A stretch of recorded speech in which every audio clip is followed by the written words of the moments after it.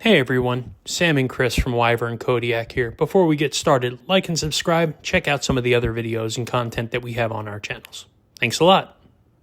Hey everyone, Sam at Wyvern Kodiak, and we are here with a pouch from our friend Fred the Lug. And I knew this was coming, Poikilo. I have not had a Poikilo blade in my hand yet, so I'm really excited to check this out. Chris could not be here today because he is working in the field, so you got me. So Poikilo Blade is known for some really high-end stuff, and these are cool patches on here. Beautiful leather pouch. So crack this open, and let's see here. Ooh, hello. Okay. This cloth, by the way, is really nice, like a suede cloth. Pretty nice. So let's pack this up. So thank you, Fred the Lug, for loaning us knives again. Your collection is fantastic, and you're very kind to loan us this stuff. So Poikilo, this is the Zen. The Poikilo Blade Zen, which is a collaboration with Vulpex Knives. And Vulpex Knives is Steven Kempe, and that is out of Berlin, Germany.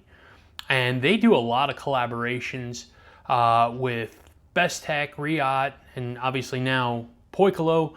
And they have some really cool stuff. They're known for minimalistic modern. As you can see here, just quick overview. Other than this pivot screw, I'm not seeing any other screws on this body. So mission accomplished on the minimalistic thing there, which is really cool. I love that clean look. Yeah, so let's do a spin around on this real quick. Black DLC on the handle and blade, single thumb stud. You have this beautiful purple, I guess it's purple. Yeah, it's purple. Hardware on here. About 50% milled titanium backspacer, milled titanium pocket clip. The pocket clip, by the way, follows the lines of the body of the knife really, really nicely. So that is a gorgeous touch. And the bottom of the clip follows the cutout for the lock bar. Lock bar has the external lock bar relief cut, and she's pretty. So let's crack this open. We've got the DLC that leaves fingerprints everywhere, so we're gonna give this a little wipe down here real quick, see if we can't make her presentable for everybody. Okay, I'm sure I'm gonna put fingerprints all over this thing through this video, so forgive me in advance. So this is the blade shape, which is really kind of an interesting drop point, one cliffy, funky looking thing with a belly. And I mean, I dig it. If you look under there, you can see the Poikilo maker's mark on the blade right here.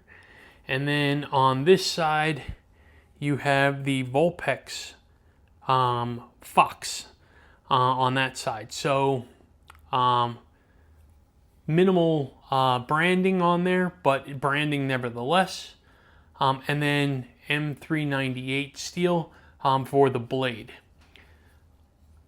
So let's do a size comparison real quick, and then we'll get into some statistics. So I use knives that are pretty common, that people are familiar with. That is a Demko 80-20.5. This is a bench-made bug out.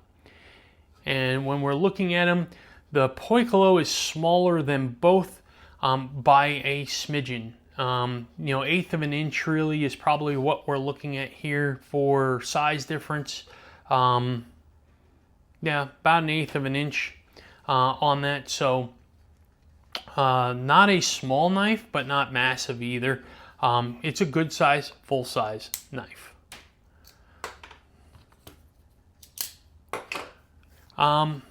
So let's get into some ergos on here. Ergonomics, 4-finger grip. I have double XL hands, and as you can see, I can get a full purchase on this knife, no problem. I am squeezing, white knuckling, no hot spots, no pinch points, really, really comfortable. There is a finger choil, sharpening choil area over here. We're gonna choke up a little bit right there, and this is comfortable. This is home for me. I'm good with this all day. I could do this very comfortably, but I do notice that there is no jimping, just some of these fine little milled dots on the spine here. The spine, speaking of, is not flat, but it's not crowned either. It's got a chamfer off of it for this wedge up here, and it's very comfortable, but without any jimping, there is a potential to slip. I'm doing this and it's pretty easy versus if you had a flat spine where you're a little bit more locked in off the sharp edge. So just for knowing that exists there is important. Lock bar access. So as you can see, there is a big old cutout here and lots of access to that lock bar. You can get there no problem, and it is very comfortable. There is really no milling or chamfering or edge or anything like that on here, but there's so much that you just don't need it. Let's take a look at the action. Action drop, one shake pretty much, and yeah, this thing has really nice action on it. No problems whatsoever. The single thumb stud, when you look at it on the other side here, you can see where it's drilled through, and it would hit the lock bar over here, so they'd have to redesign the lock bar access and things like that for this to be a dual thumb stud. But again, Vulpex is known for that minimalisticness, so chances are that they are really going for that look that was in its intended purpose. Quick statistics on here. So we have 7.4 inches overall. We've got 3.5 inches on the blade and a weight of 3¼ ounces, the steel being M398. Pocket clip on this. If you look, it has a very nice long ramp. It is a good size pocket clip, a little more than halfway up the handle here, and plenty of spring to it. I have a feeling this is going to be an excellent pocket clip. So let's go take out the handy dandy test pants. I know you all love my test pants. And let's take a look at how this pocket clip works here. So yeah, I mean, this pocket clip's fantastic. It slipped right in, and there's good tension, but it's not impossible to move. This is not going to tear your pockets up. They really did a beautiful job with this pocket clip. So if you're looking for something that's going to slip into delicate pants or whatnot, I don't think this would be an issue, to be honest. So suit pants or slacks or something like that.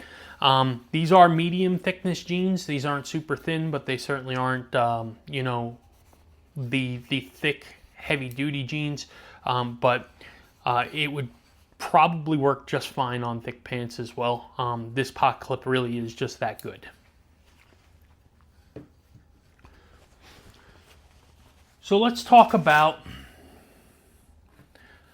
the negatives. And And some of them are subjective and some of them are personal. Actually, they're all subjective and personal now that I think of it, because this is a personal preference thing. So one thumb stud is the only mode of actuation. I like to reverse flick or front flip or something, but I have no flipper here, or no thumb stud here, so I can't reverse flick. I have no front flipper, I have no rear flipper, I have no blade hole, so my only method of deployment is this one thumb stud. Don't get me wrong, oops, and that one's on me. It is a beautiful deployment.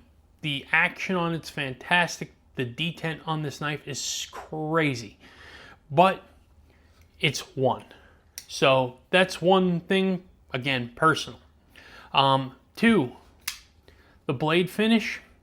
I try to stay away from these like finishes on the blades. I get it, and truthfully, we're designing something now, and it'll probably have a blade that has this finish because there's a market for it. But personal preference is I don't want this finish because you can't keep the dang thing clean.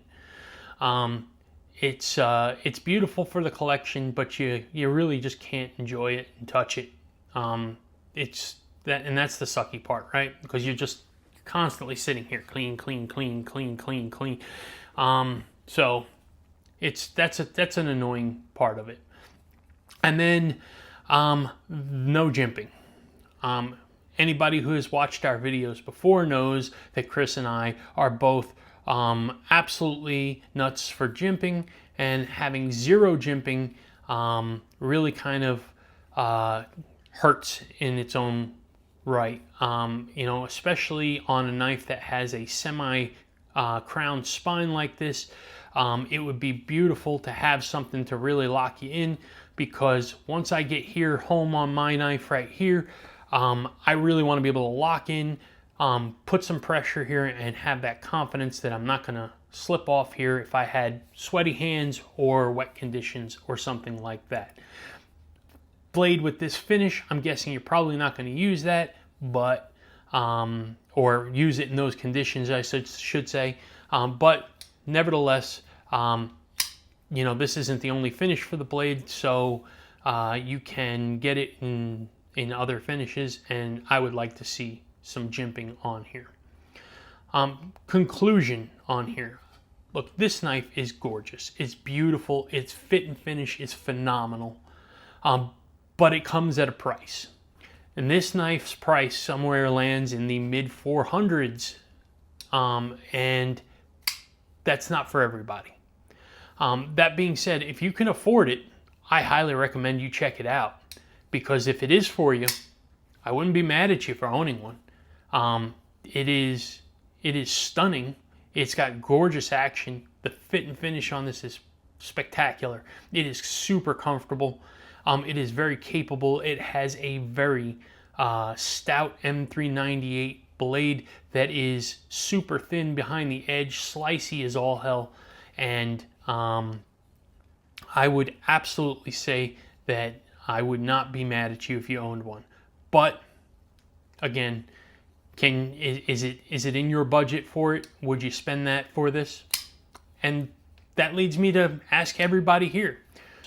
Do you like M398 and Poikilo blades, and do you have one? Have you ever handled one before? What are your thoughts there? We love the comments that we've been getting and the feedback, input.